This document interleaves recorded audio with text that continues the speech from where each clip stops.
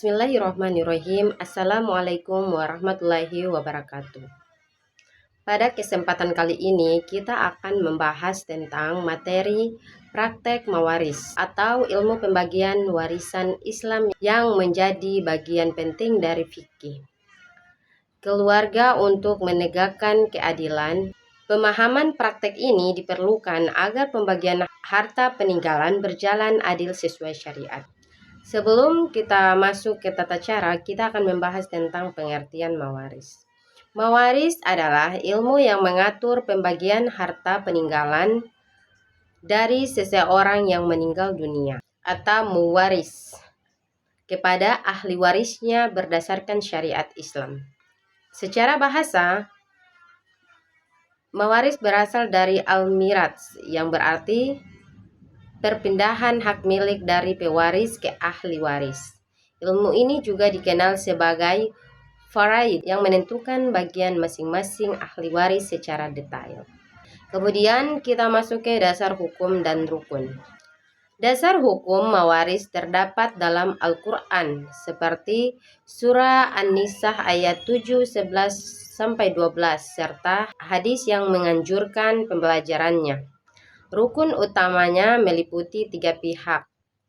Yang pertama, mawaris atau pewaris yang meninggal. Yang kedua, ahli waris penerima yang masih hidup.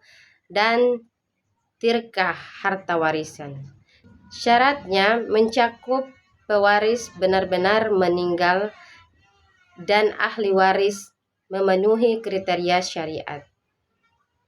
Kemudian masuk ke tata cara praktek mawaris. Dalam Islam mengikuti urutan langkah sistematis untuk memastikan pembagian harta warisan adil sesuai syariat. Proses ini dimulai dari identifikasi harta hingga distribusi akhir ke ahli waris yang berhak. Kemudian langkah-langkah sebelum pembagian. Sebelum pembagian harta, tentukan harta waris atau tirkah yang merupakan milik pribadi muwaris atau pewaris yang meninggal dunia, bukan milik orang lain. Lunasi kewajiban muwaris secara berurutan, seperti biaya perawatan jenazah, pelunasan utang kepada Allah Subhanahu wa Ta'ala, seperti zakat, haji, kafarat, utang kepada manusia, dan wasiat hingga maksimal sepertiga hartanya. Kemudian identifikasi ahli waris. Identifikasi ahli waris yang hidup dan berhak termasuk ashabul furud dengan bagian tetap serta ashabah. Hindari atau halangi ahli waris yang tidak berhak karena membunuh muwaris, perbedaan agama atau hubungan lebih jauh. Kemudian masuk ke perhitungan dan pembagian harta.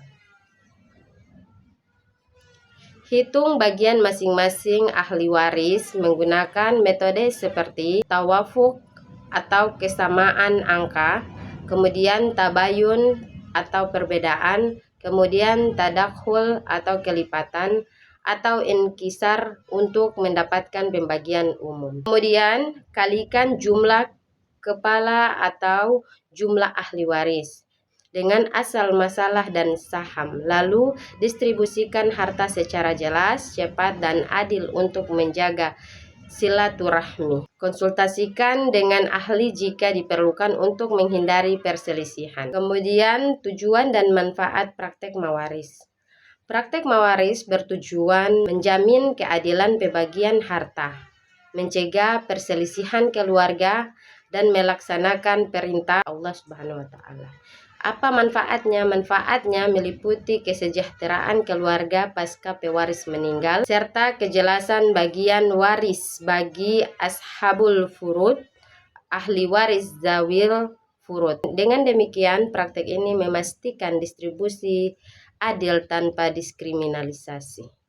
Baik, mungkin hanya itu penyampaian dari saya tentang materi praktek mawaris. Lebih dan kurangnya mohon dimaafkan. Saya akhiri. Wassalamualaikum warahmatullahi wabarakatuh.